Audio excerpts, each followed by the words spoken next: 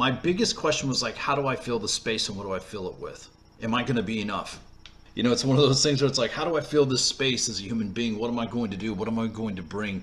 How am I going to be able to connect or make every single person in that room feel like I'm really connecting and being genuine? That is one of the hardest things to do. It does require a lot of focus, it requires a lot of energy and a lot of attention. What's up, guys? Welcome to the Return on Investment MF channel. It's your host, Zack ROI Williams, and this is the information your haters don't want you to hear about. Becoming the most badass version of yourself in business.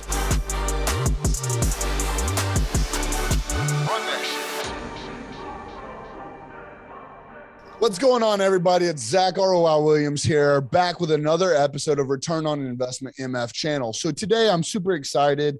This is a good friend of mine. Not only that, just someone with a lot of energy. And most of the time he's the one introducing other people. So I'm going to find it kind of strange to introduce Mr. motherfucking Danny Galvez. What's going on, brother? How's it going? Good, man.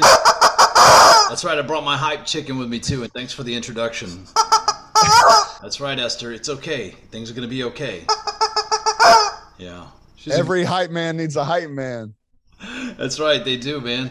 That's awesome. Thanks for having me on, man. I appreciate it. Yeah, absolutely, man. I got some really cool questions that I want to bring to you. And I really am excited to bring your energy to my channel. And I just want to go ahead and introduce yourself, tell people a little bit about who you are, what you do. And yeah, let's get this ball rolling. Okay, I'll try not to start in kindergarten. So my name is Danny Galvez. I come from a radio background. At 19, went into the radio industry, and by 21, I was DJing major market radio. I didn't work on the radio in there, but I ended up going to the farm markets and made my journey into like sales, marketing, writing, copywriting, and then ultimately producing. So got a lot of repetitions. I spent 17 years in different formats in that industry. Had a lot of fun. Supplemented it with corporate catering. I worked for a couple of chefs. Waited tables, bartended the whole 9 yards, and then I made a jump into the mortgage industry back in 2009 and still messed with radio a little bit. And then around 2013, 14, I launched into audiobooks, and that's where we are today. I started DJing a lot of weddings. On average, I was doing at least 50 or 55 a year. So I was busy. I'll tell you one thing though, man, it provided a very nice life, part-time income, full-time life. So I love it, man. Well, dude, so we'll just kind of jump on into it. Most people within our ecosystem specifically, but, just for the listeners and viewers who aren't 100% aware of who you are, a lot of us do know you as an incredible MC, like the life of the party. You throw events very well. You control the crowd very well. But I would say that, with that, I personally feel like, and one thing that I want to ask you, especially for anyone that's listening, is I feel like you kind of get forced into having to be happy all the time, just based off your personality. And I don't want to press too hard on anything that might be uncomfortable for you to speak on. However, I did want to ask for anyone that's listening that's normally in that spotlight that is quote unquote forced to be happy all the time. How do you handle that, knowing that you are a real human being with real life problems and you have your own series of circumstances that are going to come, AKA force of average, and try and throw you off your game? How do you handle that? You know, man, that's a great question, and because I don't know. No, I'm just kidding. Yeah, it's like, man, I wish I knew the answer. You know what, man? I think it applies to everybody, and you don't necessarily have to be on the stage. At this point, if for your audience that doesn't know, like I'm working a network, I basically worked my way into an opportunity, and I took my collective experience of being in radio, mortgage, sales, marketing, branding, and launched myself into a position emceeing, and it became what I do now. And I work with a lot of multi-million-dollar level people. I onboard a lot of our clients for the Apex network, and it's Break Free Academy. You can find them online. But I'm also the MC and the hype man, and that was kind of an accidental discovery. And I gotta tell you, like, I had a full 17 to 20 years leading up to that point where I got that opportunity that it wasn't easy to be on. You probably know, you wake up in the morning, kids, right? Sometimes before your feet even hit the floor, you're getting hit by the force of average. You don't even have time for yourself, right? Your spouse may go through that too. We're getting hit constantly all the time. And really, when you're in a position like that, when you're in an elevated position, and even as a business owner, if you're the business owner, if you're the boss, if you're somebody that's out there hustling and you require a lot of energy to be able to gather the attention that you need to make your business successful, you're going to get exhausted and you are going to have issues happening in the background. But as they say, the show must go on. And in today's landscape, a lot of people talk about, well, you need to be your authentic self. You really need to dig down deep and be really vulnerable. You see, there's a lot of people that show contrived vulnerability. They tell you the story that they rehearsed in their head. And the fact of the matter is, Zach, we all have tough days. We have days when we're going to get punched right in the face. We're going to have days where somebody doesn't like a service or a product that we provided them. We're going to have days where we have people in our lives, in our networks, or even in our family saying, hey, you know what? Why are you wasting your time doing that? That's the stupidest thing in the world you can do. People shitting on you. It could even be coming from inside your family, like your spouse, saying, hey, like, why are you even wasting your time doing that? Oh, mister, I got to be the star of the show. These are all the things that I used to hear just before I'd go to events, like go to weddings. And, the way that I would battle that, a lot of it was music. And it was music without lyrics, and to couple that too, it was affirmations. I had to be able to take myself from a negative space or low energy place and amp myself up. Because if you think about it, we're energy, right? You take out our light, we're done. We cease to exist. That light, it dims in the eyes, right? You've probably heard that. It's like, yeah, and then the light just faded from their eyes and they were no longer there. That's a true thing, right? Like we basically, our spirits, our souls are the fuel that move us and animate us. And we all move differently. We all have a different swagger. We have a different way that we speak. A lot of it's tied to genetics, and then it's tied to just that nice little dose of life that animates us. But knowing that we have our energy source within us, we also have to feed it. It has to rest. It's the reason why we spend a third of our lives sleeping, so that we can recharge and be prepared. But in those moments, I got to tell you, when I get hit like that, to be on and to be genuine, that's really the challenge, because there's some things that I can't talk about. You can see it on my face, you can see it in my eyes, but I think those are for quieter, more intimate conversations. And I think, and just like you, I mean, like the energy required to go through, ask the question, to be on the show, which, by the way, thank you, huge honor. Absolutely.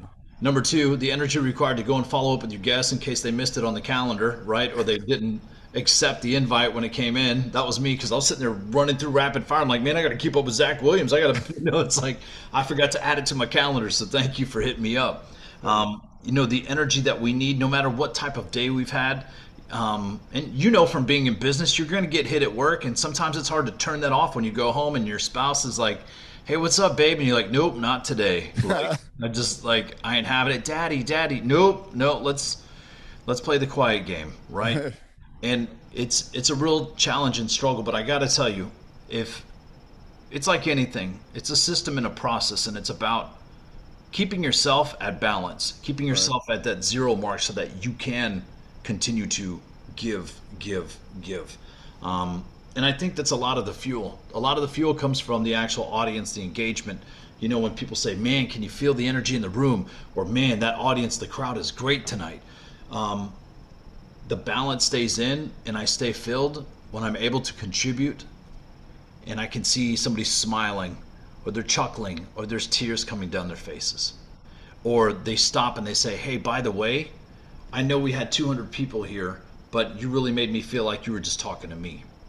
I needed to hear that message. Yeah, it really is. And that's the kind of magic that keeps it going. But, downtime, I have a lot of quiet time I spend to myself so that I can go and expound a bunch of energy. I listen to music, usually binaural beats, something to recharge my spirit. Yeah. If you study anything to do with music, and we have a certain frequency, it's why some people are just like, and then there's other people who are like puppies, right? we operate and vibrate at different frequencies, and that's how we attract certain people to us, right? Why are more people more popular than others? It's our vibrational frequency. So I use that to help heal me and calm me down. I try to keep my circle real clean, keep it real tight. There's a lot of stuff where I'll share and be very vulnerable, but there's only a select few people that really know, like, hey, what's going on? And 9 times out of 10, even those people inside of my circle never have a clue. Yeah. And they don't. And a lot of that has to do with the fact that the world is already putting out a bunch of negative shit. Why should I try and add to it? Right? Why should I add to it? I can solve it, right? You're smart. I'm smart. We've all got brilliant minds. We have energetic spirits. We have all the tools and resources we need to get back to center. And that's kind of my thought on that. No, man, I vibe with that because I think a lot of us kind of feel that same way. Like you don't want to add shit to someone else's plate, I've been on, well, I guess there's 3 sides to it. There's the side where you hold it in, there's the side where you talk about it, and then there's the side where you're hearing about someone else's. So I've kind of been on all 3 sides of that coin. But I think it is important, like a little segue story. It's funny. Most people listening know Jay Bird's my head of sales. And yesterday we had a pretty, rough day in the fucking grind, in the suck, in the trenches. And it just like was not either one of ours best days. And like, we both had that concept of like, hey, I should call Zack or I should call Jay Bird. And neither one of us did. And then today it was like the fucking Super Bowl around here. And it was funny. We like caught back up and we're on the phone and we were both just like laughing hysterically about like 24 hours ago. Like if we had a conversation, like would have been like, oh my God, I'm so sad. I'm so, fuck, we need to work harder, do better, whatever.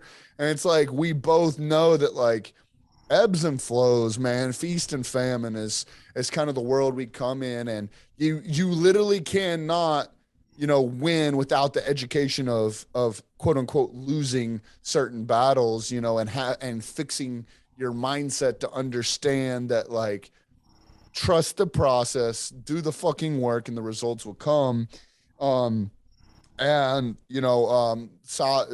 side story real fast is I am in phase 1 right now, which is my first time going through any one of the phases of the 75 Hard Live Hard program, which adds 10 minutes of visualization to your day.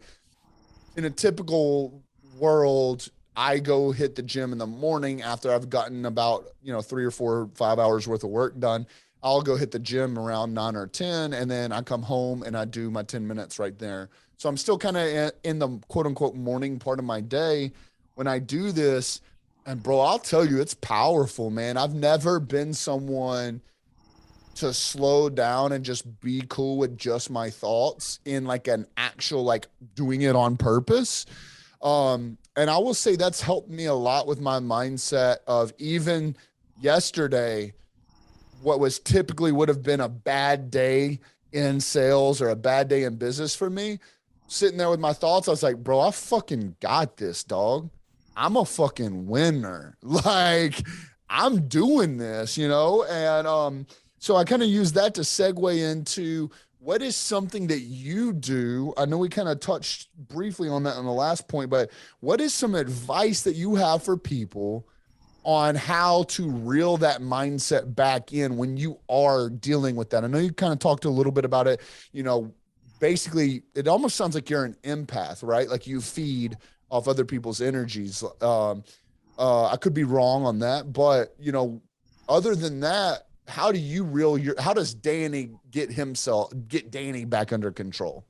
Yeah, no, that's a good one too. And I'll give you a good example too and kind of talk about, the reference to $1 Million Mastermind. It was a 3-day event. It was the first event that I did in my career that was at that scope and that magnitude. Up until that point, I'd only been in a room full of maybe 1,000 people. I don't think anyone could have told. No. And it's, a lot of it is like, we're talking like arena type setting. We're talking about, there's a lot of space to fill. That stage is probably one of the biggest ones, literally, physically, literally, and just from that standpoint, is probably one of the biggest that I've been on. And I've got to tell you, my biggest question was like, how do I fill the space and what do I fill it with? Right? Am I going to be enough? I'm only 5'10", maybe on a good day, right? Maybe if I were 6'1", obviously, like, according to the ladies, that's the optimal number. But, like, it's one of those things where it's like, how do I fill this space as a human being? What am I going to do? What am I going to bring? How am I going to be able to connect or make every single person in that room feel like I'm really connecting and being genuine? That is one of the hardest things to do. It does require a lot of focus, it requires a lot of energy and a lot of attention. And thankfully, I had some props. I had my chicken, but you can't just be a hat trick. And the chicken's cute, but you can't walk out there the whole time. But my support rubber chicken, right? But I've got to tell you, when I got through that experience, we mixed it up a little bit. We had some entertainment and stuff like that. That was fantastic. I can't take credit for that. The show was well organized, well executed. And we had a killer DJ that plays on like Fox Sports. Shout out to Amy Rowe. I love her. She's very, very awesome. But Amy did great. She's always doing like the college sports games and stuff like that on Fox and ESPN and things like that. But she really added to that flavor and made my job really easy. So she was using that energy from the music, and I would take that and just kind of like cast it out into the audience. You say empath, it's kind of that's a strong word, but yeah, I mean, you're not wrong.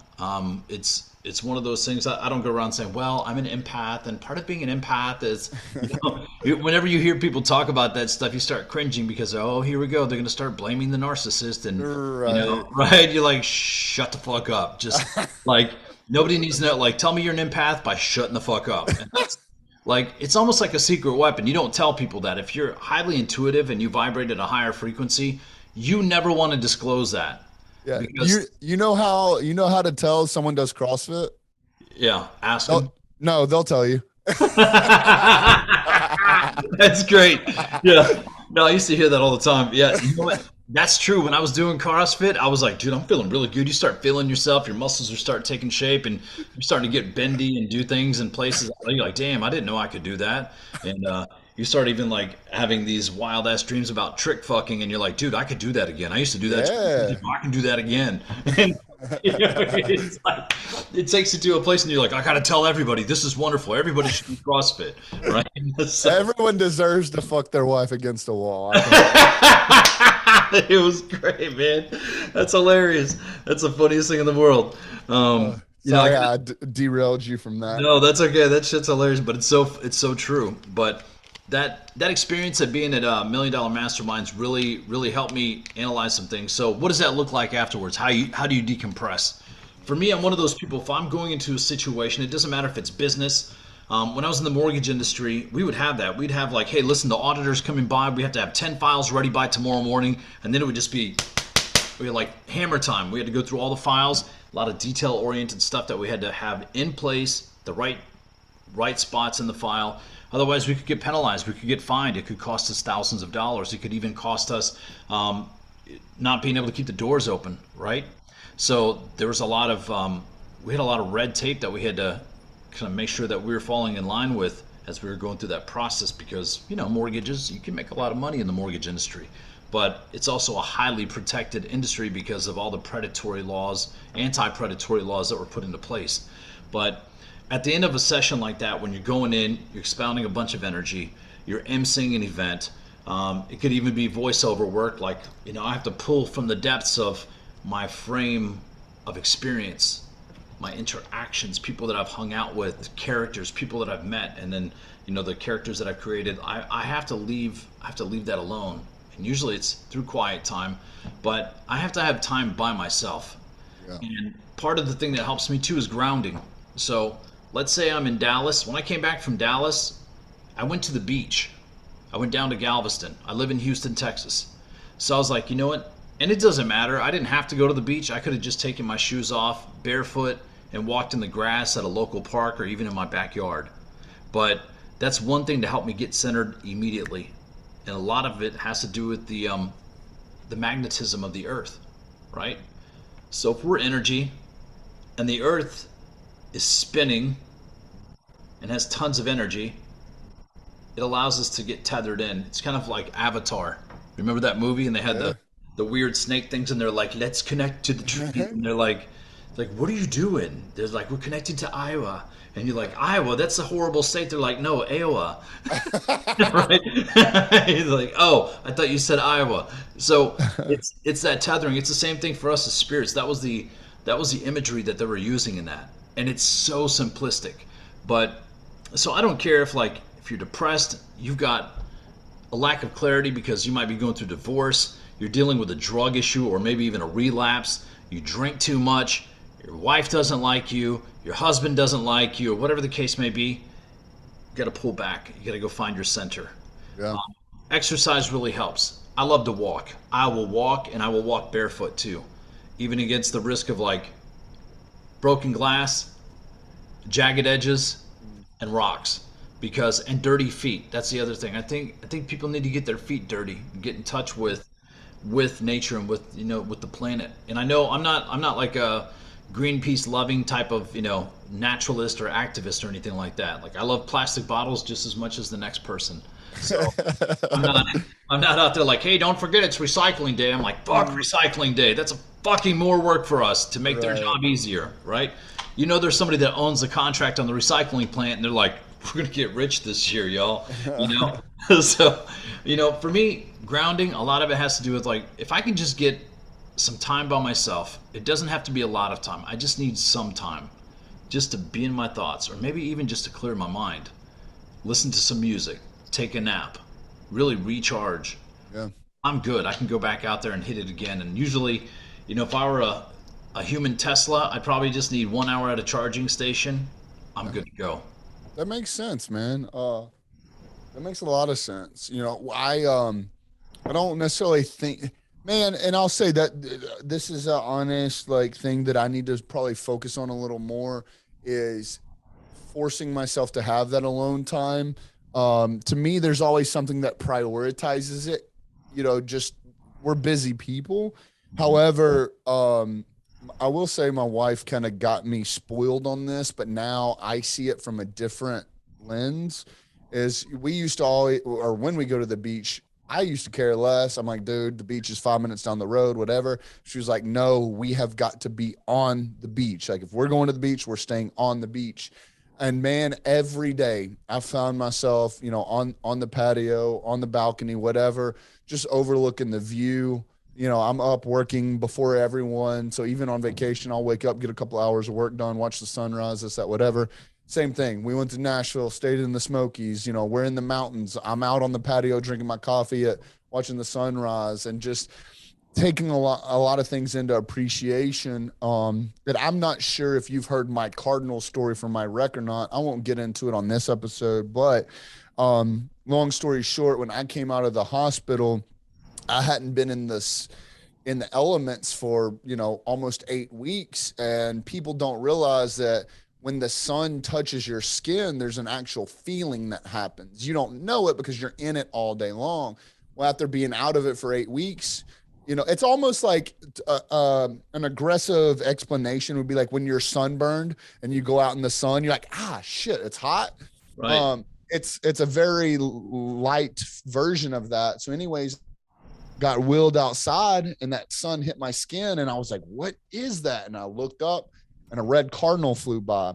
And long story short, I hadn't never really realized when I had slowed down to even, I couldn't tell you when the last time I had seen a red cardinal, specifically where I live geographically. And it showed me that I am living life fast.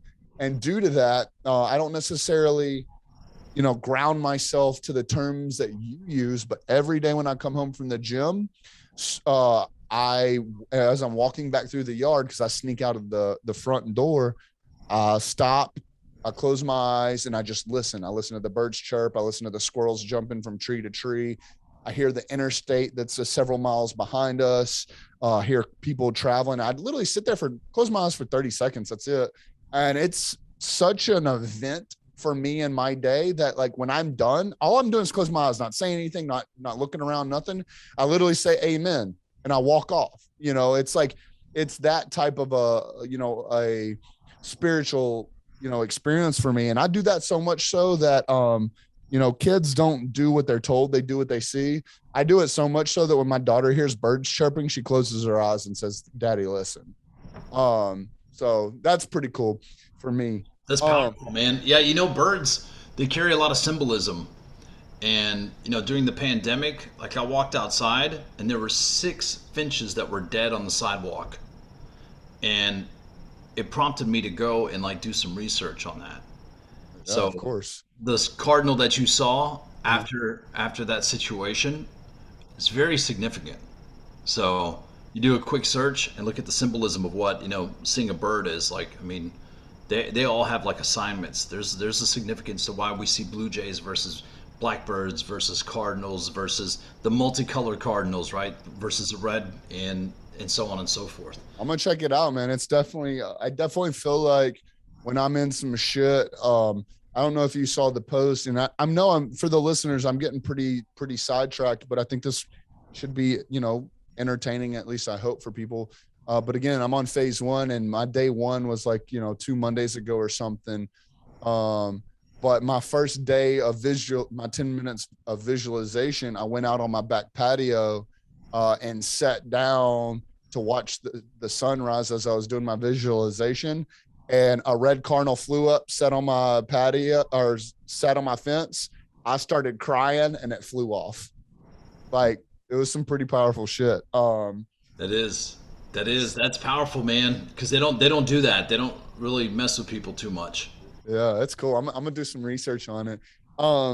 Man, so the last question I have for you, I feel like you've done this multiple times in your life. And obviously I know you mentioned Apex previously. We speak on Apex quite a bit on this channel. And this is kind of a term that we've heard over and over in our ecosystem. But again, you've done this throughout your life multiple times, both in radio, both in mortgage, and now with your network of super high performers. How do you, like Danny, if you were to coach someone through earning their seat at the table, what's your best advice on how you would do that? You know, that's a great question. That's a great question because, you know, I think sometimes we think we're going to come in real fast. It might be, oh, let me just attend an event where I know that person's going to be, and let me just, you know, be awesome in that one moment. But you have to remember, like, earning a seat at the table it's like dating. It's like finding your wife. It's like, you know, building that reputation, that consistency. One thing I would say, like, give you a couple of ideas of what I did, because it took me a very long time. While I was in radio for 17 years, it took me a long time to actually cut my teeth and get traction. Yeah. And get to a place of proficiency where I actually realized, hey, you know what? I actually fucking know what I'm doing. Right. And a lot of it had to do with repetitions and consistency. So erase time. The best way to do it, you got to be consistent, and you have to take massive amounts of reps. And you have to be willing to walk away with nothing repeatedly with the same frequency and the same consistency, because here's what's happening psychologically. Let's say you come in to the table. You're coming into the room where the table exists that you want to sit at. If you're going to sit at that table, the people that already have a seat at the table, they've already done executioner shit at a very high level. Right. They've also done so much executioner shit that they've gotten to the king shit. But the thing is, if you're a master executioner and you become king, you can become a king executioner, which means you can cut through the bullshit really fast. You've got a team deployed. You know how to get things executed at a very powerful level. That includes being able to discern who's in the room and who's trying to get at your table. Because there's always somebody coming for the king. There's always somebody that wants the crown. They want the seat. They want the throne, right? It's human nature. Right. It happens a lot. But if I were to go into a network, add value. That's number one. Bring your talents, your skills, your abilities, add value. So what does that mean? I think what happens is sometimes people come in and go, hey, look at my shiny object, and this is what I do, and they attach their identity to what they do, where they've been. They've got imposter syndrome because they're like, oh, I don't want anybody to find that out. I'm not really good at what I do over here. Like, make that easy and just be yourself. That means you have to be willing to walk into the room naked, as you are with your natural talents and skill sets. What is that? Is it your ability to connect with people? Maybe you have that intuitive vibe. Maybe people like to come and talk to you. Listen. A lot of people really undervalue the power of listening. That's Because what tough. Yeah. happens, I mean, if you think about it, like people like those who listen to them. Everyone wants to be heard, bro. That's right.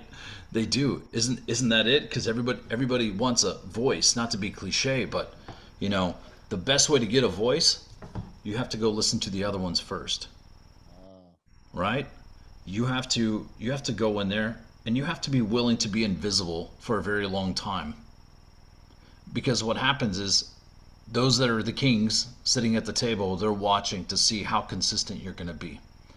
Or if you're there as a flash in the pan. You won't get the blessing. You won't get the divine assignment. You will not be promoted and lifted up until you have proven that you will outwork or come close to outworking those that are sitting at the table, no matter what. And being willing to walk away with nothing in your hand except for what you came in the door with. That's why it's so important. And you know, there's like you said, there's ebbs and flows, right? You've got your homie working for you, and it's tough sometimes. Like you said, we get punched in the face in business, but at the end of the day, it's like you're sitting at the table, you're waiting to see if somebody's going to return the next day, right? That's always the test. At the end of the day, no matter what's going on in your life, you have a choice. You have a choice when you go home. Do you want to keep doing it? Do you want to keep going back? And I think that's the important thing. Are you willing to go back? So one of the things I'll do is I'll say too, in terms of like getting into a place where you can, you know, bust into a room and get a seat at the table. You have to help as many people as you can. As many people as you can. Get to know who they are. Get to know their stories. Get to do a deep dive on them. You have to be very, very responsible with that information though. Because when people are disclosing to you and you're telling them things, don't just go through the process to hear them talk. Yep. So that you can say, hey man, I did the good thing. I provided value by listening, and I was there and I was active in the room. No, do something. Actively do something for that person. If they're like, well, it's a simple thing. And you know, because one of my favorite questions to ask entrepreneurs is, hey, how do you eat? How do you live? Well, this is how I make money. It's one of the best questions that you can ask somebody. A lot of people won't ask it because, number one, they're like, oh, that might be rude. No, ask a person how they fucking eat and ask them how they live. Yeah. Those that are actually getting after it, they'll be able to tell you exactly how they eat and how they live. And inside of those answers, you'll find a lot of opportunities. Well, I run a mortgage company. I've got, oh, fantastic. How many loan officers do you have working for you? I have about 20. Fantastic. So you know that that person's probably going to be more likely to recruit more loan officers. They've got a team. Like, it's not an easy proposition to manage people and to be responsible for their families as well. So behind Right. those 20 people, there's at least 3 other people associated with them, right? If you have a spouse and you have at least 1 child, so you know that there's 60 people minimum beyond that that you've got in your ecosystem. It's like, no, I just have 20 people. No, my friend, you've got 60 people. You've got 20 families. They might even Yeah. go levels deep, right? So look for those opportunities. It's like, let me keep this in mind. I had this engagement, this interaction. Who do I know right now that I could make a contact with or a connection with? Man, and I would say you're phenomenal at that. I mean, we could have a single conversation and you could pick up exactly who I need to be, in conversation with. Not only that, you take it a step further, put us in group chats, you name it. So, that's, man, that's so valuable, going back to Jaybird, that's what he is. He's a connector for a lot of people. And sometimes he downplays, whether or not he deserves a seat at the table because like, in his eyes, and he's grown out of that in the last year, 18 months for sure. But it was difficult for him back when he was working in corporate America, when he's sitting at tables literally with multimillionaires and they're having conversations and having several $1,000 meals, and he's like, I don't belong here. But it's like, bro, like he can literally walk in a room and say, hey, you need to know this person, and then walk out, and they need no other introduction. They don't need any other validation. They don't got to go do background checks or research. There's like, all right, let's go talk. So That's very important what you just said. And this is where like data is gold, right? Those intimate conversations, those quick conversations, like you and me having a conversation right now, right? We're having a conversation, but it's going to spawn other conversations, right? 100%. When we see each other, when we meet, if I'm like, man, who do I need to like, when people come into our network, I'm looking for opportunities all the time. Hey, I need help with marketing. Cool. I got a guy you can talk to. I got 3 guys you can talk to, right? Talk to each one of them. Number 1, you can make a new friend. Number 2, you're going to gather a lot of information. Number 3, like you're going to find the solution to what it is that you're looking for within those 3 connections. 100%. And it's amazing when you command that type of, when you have the connections, you command the power. You can 100%. make anything and create everything you want. And that includes being the opportunity maker for other people. Yeah. So we were doing some internal audits. I do a lot of nerd shit, and a lot of people don't know that, but like I do some nerd shit. There's stuff that's very tedious and consuming, very time consuming, but it's also very important as well too, because the devil is in the details. And when you got the details, the small pieces figured out, you can really build an impenetrable machine, organization, family, human being, you fucking name it, company. If you look at those fine details, right? And as I'm going through, I'm auditing and I'm like, wow, what I do is I catalog my conversations that I have sometimes, especially with our executives that come in. And you know what the questions are? They're, hey, I'll give you an example too. This is how you can do it. Like you walk in a room, you want a seat at the table, and Jaybird's probably a classic example. And as a leader, if you're running a business, if you have that power connector inside of your team or on your team, and they're going to bat, and this is how they're transacting and converting it to dollars for your organization, make sure you speak it out loud so that they understand the importance and the relevance of their presence and how necessary it is, and that you appreciate it and that you see it. Because that's the difference, right? He's struggling with imposter syndrome. Maybe not so much, but maybe just that little hint, like, I don't belong in this room. The fuck you don't. You just put together 8 multi-million-dollar deals. Right. You just didn't have to wait them out. Right. You had the data, the information, and the time that you put in there to make the connections. They trust you, and you just made millions of dollars for those people. Yep. That's a whole different level. That's like the invisible superpower. And I agree. you know, when you're going through that process, just a quick study, it's like you jump in, hey, how's it going? What do you do? Where are you from? Cool. Are you married? Awesome. You have any children? Cool. How old are they? Awesome. What's your favorite thing to do? Cool. Tell me about your business. How many employees do you have working for you? This is important because a lot of business owners don't get asked that question. It's like, how big's your team? How big's your network? Well, you know, we did 10 million last year. We have 7 people on our team. Fuck, how did that go? Right? You know, you're looking and scouring for information. You don't have to ask them directly, hey, what was your revenue last year? It was just like, how many people on your team? Those who are proud and know the numbers and know that that's going to be a huge number for only 7 people to do, they're going to tell you because it feels good. Their ego, they're proud of it because they know their overhead could be like, oh, I got 50 families to feed, but I did all this with 7, right? So 100%. what's your vision for the future? What are the 5 goals you're working on right now in your business? What are 5 personal goals you have? Right? Nobody ever talks about the real stuff, but if you can dig down deep, gain their confidence, and get them to tell you the truth and have a genuine conversation, you can have anything you want. As long as you're responsible with the information and the trust that they share with you. It's beautiful. Man, no, I agree. I love that. That's awesome. Yeah. Well, man, I appreciate this a lot. Can't thank you enough. Before we hop off here, is there anything that you'd like to share with people listening? Whether it's, you know, anything to buy from you, support you, where to find you? I gotta tell you, man, best place to find me, Danny Galvez 2 on Instagram. One thing I'll tell you, I produce a lot of podcast episodes. Just like you're listening to right now, if you haven't started your podcast, it's time to start your podcast. You definitely need to start your podcast. Zach, how long has your podcast been active and live? Just a few months. You're episode 25, and it'll launch here in 5 days. Perfect. What has the podcast done for you? Man, authority for sure. People, I mean, what the average podcaster doesn't make it past episode 7, something like that.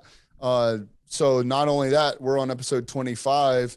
This shows that I got follow through, right? There's people see that as authority. They see this as me being able to commit to something and continue. Not only that, it helps save me time, because if someone asks a question, going back to adding value, if I know I've covered that on a previous episode, I'm not saying that my times or they're not worth my time, but now I've got a reference point where I can send someone something, they can go watch it at their own convenience, and I can go about my day. Yeah, it's beautiful. And you got content that you've created that you can take and repurpose over and over and over again. Let's say you got 25 episodes, right? Like you said, what's the average length of each one of them? Solo episodes are going to run about 20 minutes, and with a co-host, it's going to run about 45 minutes. Perfect. So you've got you multiply that, you should be able to pull 3 nuggets out of each one of those episodes, whether it be solo or you got 75 pieces of content right there. Yep. Guess what? We just mapped out the next 2.5 months for you, right? I like it. Right? I like it. I mean, it's all built in. That's why it's important to start a podcast.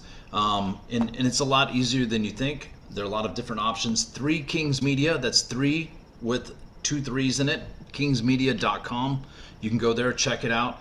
I work in the voiceover and narration space too. So it doesn't matter if it's if we're working with authors. I just got done wrapping a book with an author, gentleman, 76 years old. He's got 23,000 followers on LinkedIn. Oh, wow. And they are hungry for that book. He's a 3-time international bestseller, and his audiobook's on fire, man. And it's amazing. And the dude's just telling stories. So what we did was we walked in the studio, we recorded everything with him, and I was there with him. I just was patient, held his hand, talked him through everything, coached him up. If he misspoke, I'd have him go back and reread his book. And then on the back end, we fulfill those and get those out to Amazon, iTunes, and Audible. So that's awesome. That's so highly important. That's definitely some $10,000 an hour tasks right there that you're speaking on. So for sure, anybody that's listening, if you've got any audio books that need to come out, any type of voiceover work, podcasts and help, please reach out to my boy Danny. All the links will be in the information below. But you got anything else? Any last words before we roll out? I got to tell you, man, number one, I'm grateful for you. You have this vibe and this energy, and I know I talk about it when I'm emceeing. Whenever I see Zack come into the room, like when you come in, dude, it's like, hey, there's like a different flavor in the room, and it's that. And I just know from living in Texas, but also being like, I was like an hour away from Shreveport. I know it's a little bit farther from where you're at, but like it's that Louisiana swagger. I had a sister-in-law. She was Cajun, yeah, and we went down to Matthews, Louisiana, and it was close to like Homa, but my brother worked over there and lived there for a little bit. It's a whole different vibe, and you bring that chill, electric, but also edgy, willing to do anything, no excuse making, no excuse taking type of attitude and that drive, and people know who you are, Zack, and it's a wonderful thing. You know, you're always kind and polite, and you like to have a good time, and you really ask good questions. You know, you're not like a basic bro. You're in there like you fucking love what you do, and it's a wonderful thing to watch you in action. So I want to thank you, and you know, you just bring podcasting excellence. Like I'm like, oh shit, I gotta go get a different background because shit doesn't look like Zack's. You know, yours looks like the space station on the inside. Like, dude, that looks great. That's what everybody's podcast studio should look like. So, you know, thanks for being the example of excellence and being a master connector, and also being one of the most humble dudes, but also one of the most tenacious that I've had the pleasure of meeting. So, dude, that means more to me than you know. I appreciate that. Well, shit, man. This was Danny motherfucking Galvez. Bro, I appreciate you so much. Thank you so much for being on the show. And guys, I am Zack ROI Williams, and this is the Return on Investment MF channel. Peace. All right, guys, thank you so much for watching. If you enjoyed this video at all or got anything else out of it, please check out these videos over here. They're going to be right in line with what you just saw.